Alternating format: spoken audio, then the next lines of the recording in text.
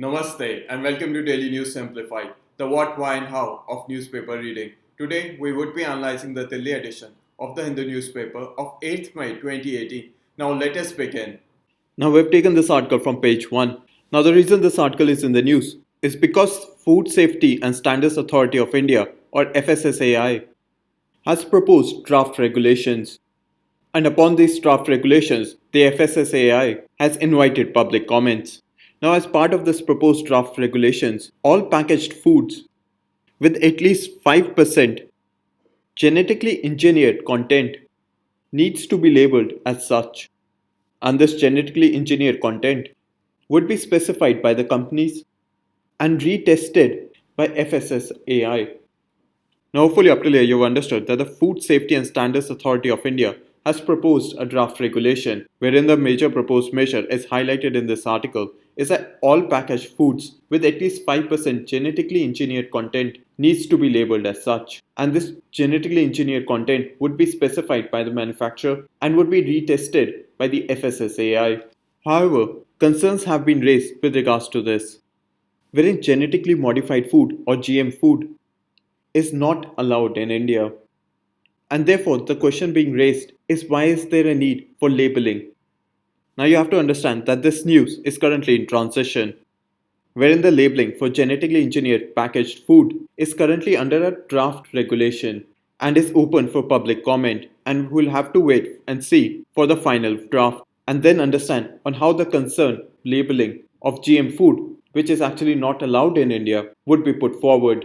Now, I would recommend for you to continue following the news on GM food labeling because previously questions have been asked, wherein the first question was asked in the prelims of 2017 of the BES and the egg mark labeling, and the second question was asked in the prelims of 2016 with regards to labeling of pre-packaged items under the Food Safety and Standards Regulation of 2011.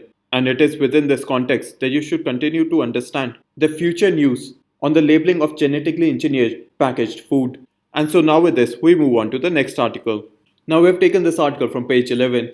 Now the reason this article is in the news is because the Joint Parliamentary Committee on the Citizenship Amendment Bill of 2016 has begun its hearing for feedback in Assam, wherein various groups in Assam have raised concerns with regards to the bill.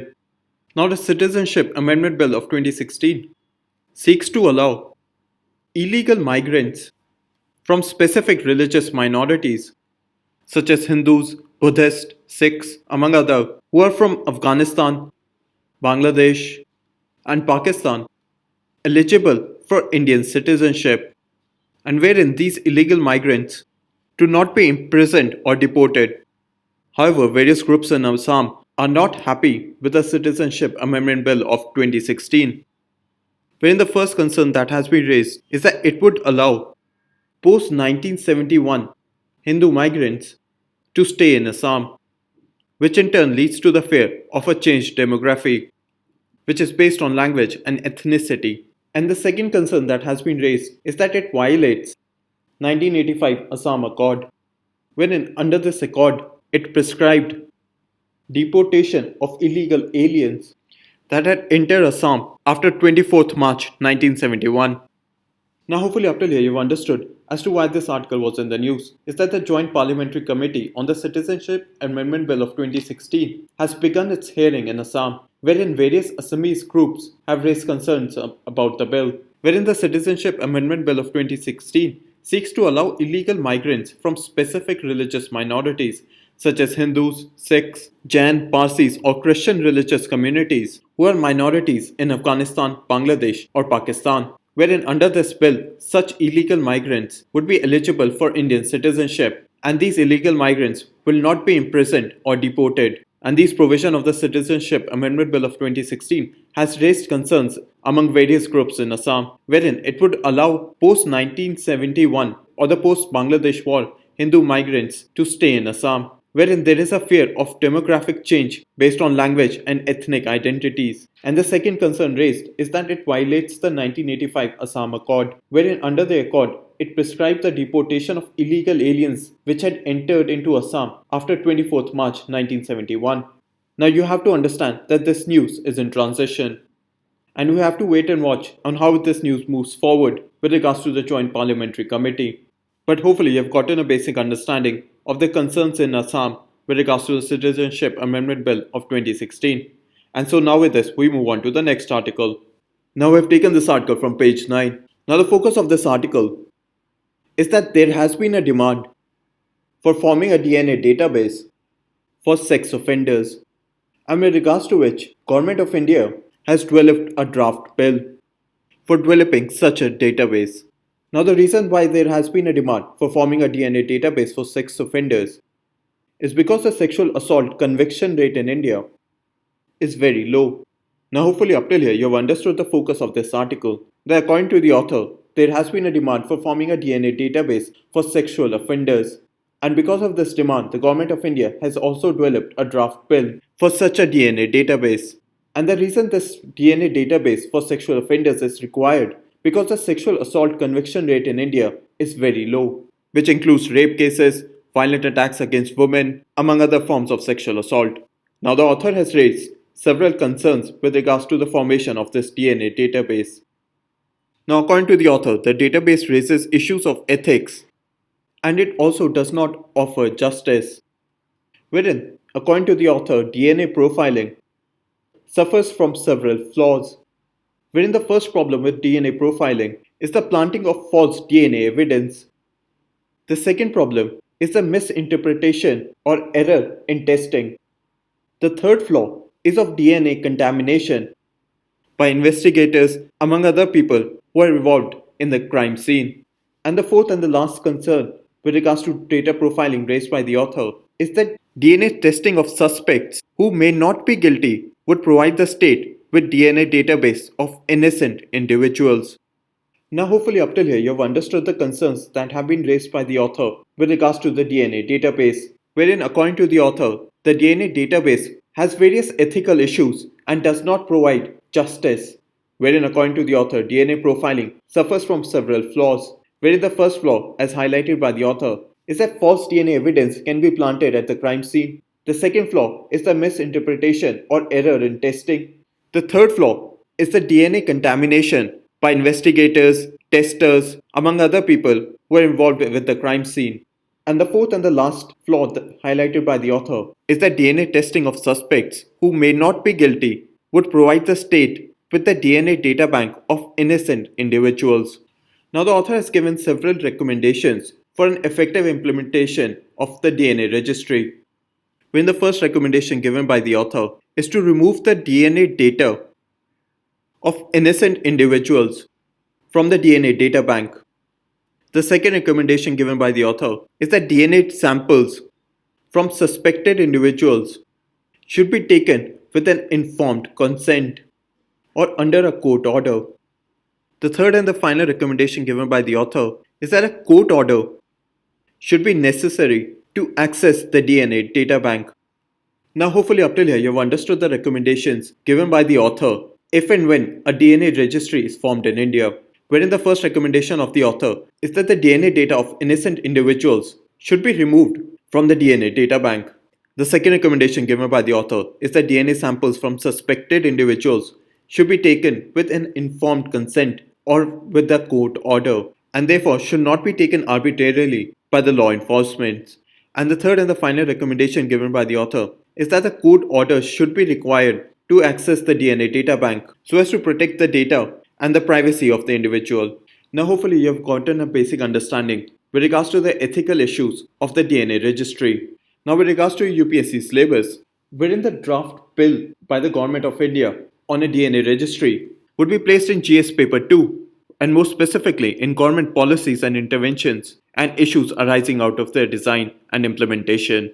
And moreover, it can also be placed in GS paper 4 in the ethics section, and more specifically accountability and ethical governance.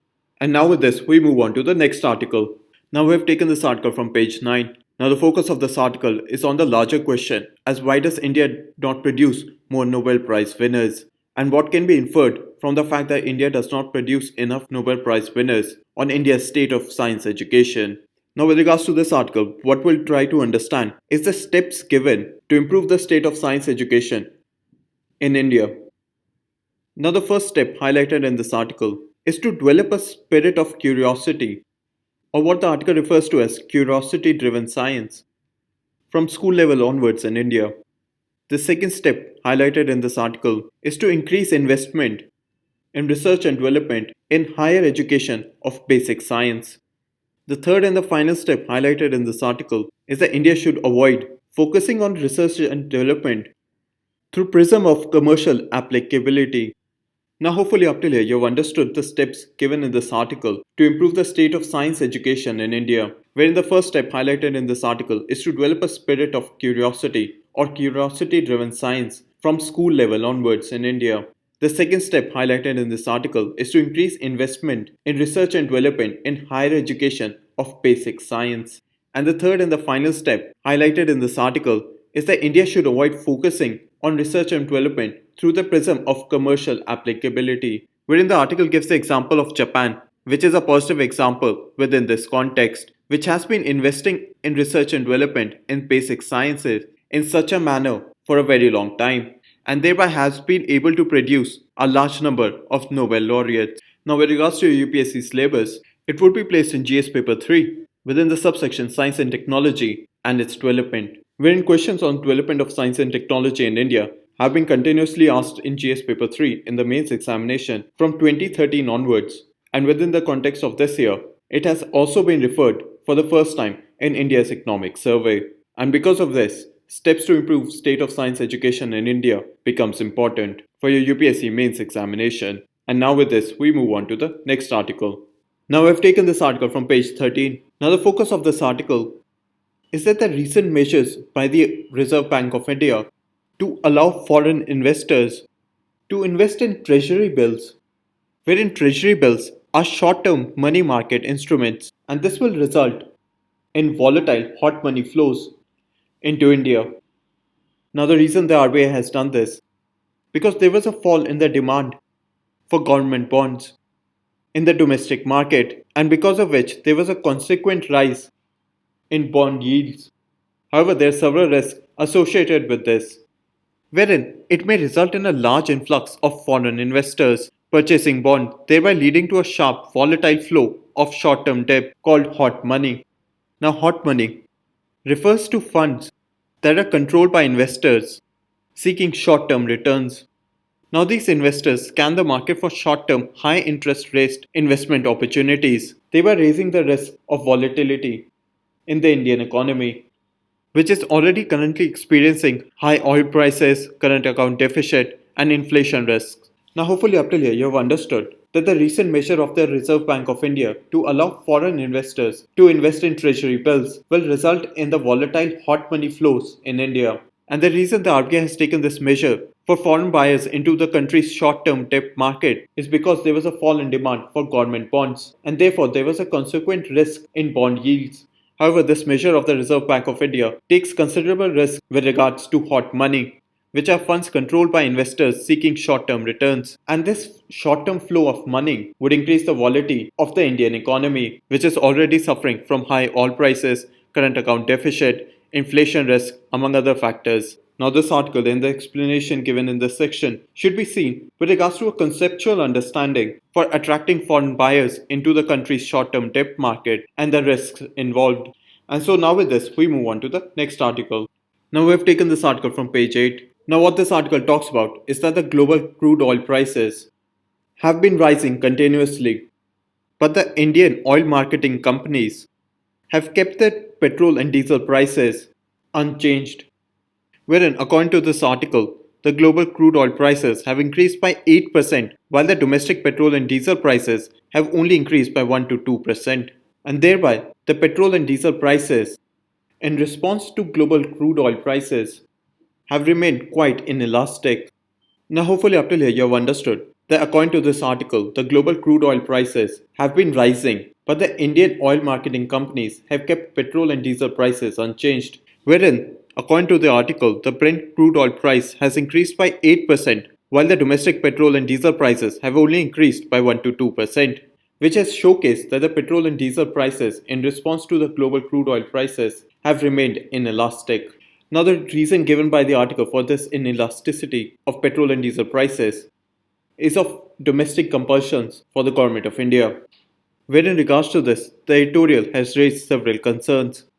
Wherein, according to this article, the Government of India is controlling the pricing decisions of the oil marketing companies, which is in contradiction to the policy of de-administered oil pricing. The second concern raised by this article is that the unchanged pricing to balance global prices would increase the financial loss of oil marketing companies. Now, hopefully, up till here, you've also understood the concerns that have been raised in this article with regards to the unchanged prices of petrol and diesel in relation to the increase in the global crude oil prices. Wherein the first concern raised in this editorial is that the government is again controlling the pricing decision of oil marketing companies, which is in contradiction to the policy of de-administered pricing of oil. And the second concern raised in this article is that the unchanged pricing to balance global prices will increase the financial loss of the oil marketing companies. Now, with regards to this, the article also gives two suggestions. Wherein the first suggestion is that the government should cut the taxes or the duties on oil. And the second suggestion is to bring domestic fuel under GST. Now, hopefully, you have also understood the suggestions given in this article with regards to the concerns raised. Wherein the first suggestion is to cut duties or taxes on oil, and the second suggestion is to bring the fuels, such as petrol and diesel, under the GST, and would also allow the oil marketing companies to increase their prices in response to the rise in global crude oil prices without passing it on to the customers. Now, this article and the explanation given in this section should be seen with regards to a conceptual understanding on the pricing policy of oil in India. And so, now with this, we move on to the next article. Now, we have taken this article from page 7. Now, the reason this article is in the news because India has signed an agreement with the World Bank for a $200 million loan for implementing the National Nutrition Mission. Now, the National Nutrition Mission has been covered in an earlier DNS, and a question on the National Nutrition Mission has also been asked in the prelims of 2017. So, with regards to this article, what we'll do is again revise the National Nutrition Mission. Now, the mandate of the National Nutrition Mission is that it would be an apex body that will monitor, supervise, fix targets, and guide nutrition related coordination among ministries. The objective of the National Nutrition Mission is that it targets stunting, undernutrition, anemia, and reduce low birth weight. Now, the main feature of the National Nutrition Mission is that it will comprise mapping of various schemes contributing towards addressing malnutrition. What used to happen earlier, before this scheme was launched, is that every ministry, such as the Ministry of Women and Child Development, Ministry of Health, Ministry of Social Justice, among others, would have different schemes that would be focusing upon malnutrition. And what the National Nutrition Mission does is that it comprises all of these schemes under one platform. Now, the coverage of the National Nutrition Mission is that all the states and districts will be covered in a phased manner by the year 2019-20. The implementing agency of the National Nutrition Mission is the Ministry of Women and Child Development. Now, a question was asked in your 2017 prelims examination with regards to the objectives of the National Nutrition Mission. Now, apart from this, National Nutrition Mission also becomes important from your mains perspective with regards to a program that is intended to support and aid the vulnerable section. And now with this, we come to an end in the analysis of today's paper. Now we move on to the question for today.